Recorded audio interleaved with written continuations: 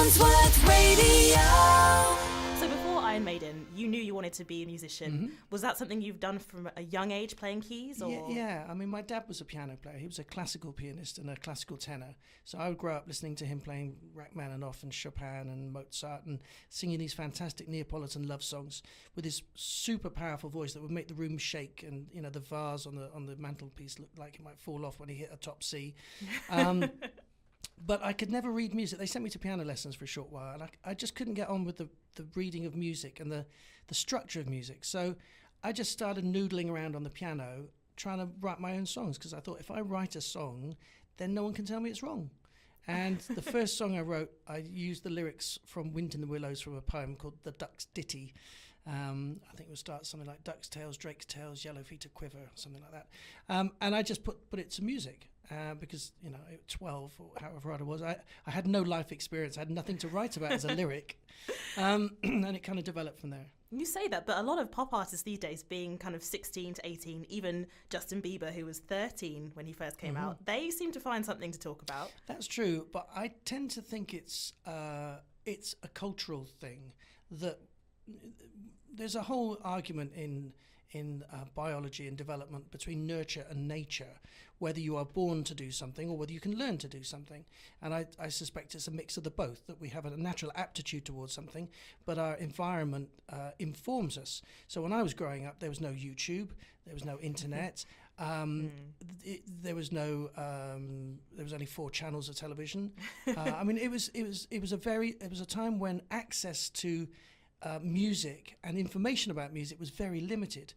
You're growing up now in an age where millions of YouTube videos are uploaded every day, and there's vocal coaching ones, there's people doing covers.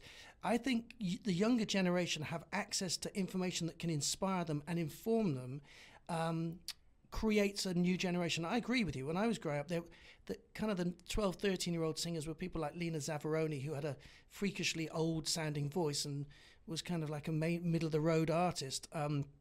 But there weren't any people like Birdie, you know, starting at, 14 or so, playing the piano and sounding like she was 25 or 26. So how did you then go from, you moved to London, joined Iron Maiden. How did you then go from Iron Maiden to, again, I guess Cutting Crew, but I'm assuming you had, it was a 10-year period. Yeah, so I didn't just leave the band and kind of sit down and have a cup of tea and wake up 10 years later.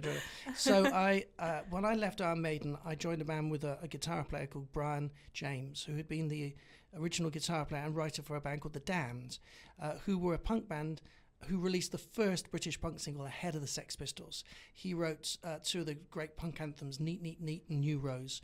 And we were managed by 2 great young entrepreneurial managers in the music business, and it was a fantastic band. We toured with the Stranglers at the time. We toured with Black Sabbath. This was 1978 now. And all the music papers were writing about us. It would look like we were going to be the big new thing. It was a bit like the Libertines, you know. We were going to be this massive band because it was kind of a bit culty. It didn't quite. It fizzled out after about 18 months. And then I left London and joined a band in the countryside. We lived in a studio playing progressive rock music. Nobody ever heard us. Did that for about 2.5 years. And then I moved back to London with no money. What was that like? Because a lot of people in the music industry talk about their time. They get signed to a band and then it fizzles out, or they try another band and then it don't quite fit. And it can be quite disheartening, but obviously it hasn't stopped you. Well, I have a motto that I've always lived my life by, but I didn't realise it back in the day. And I think about it more now, and I'm working on a book with this title, but it's also informs my life, and it's called Originate, Innovate, Don't Deviate. So you have to be original in what you do. You have to be innovative in how you do it, and you have to keep doing it.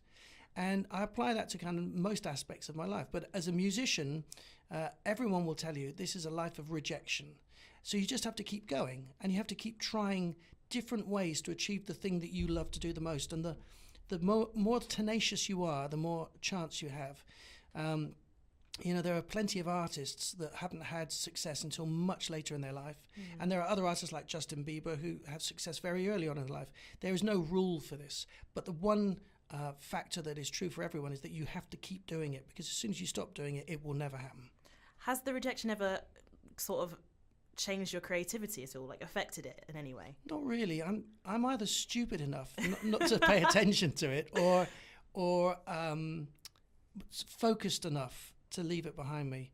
You know, I really live in the moment. The most important thing I could ever tell anyone is live in the moment, because the past is gone, right? Whatever it was, it's like a country you no longer have a visa to visit anymore. It's just, you can't do anything about it. And the future, anything can happen. It's an unwritten book. So don't worry too much about the future. Have a, direction, but don't worry exactly what you have to do. But the moment, what we're experiencing now, this is the only thing we can ever enjoy. This is the only thing we can ever make anything out of. So we have to appreciate this. So I live in the moment. Don't worry about what people have said.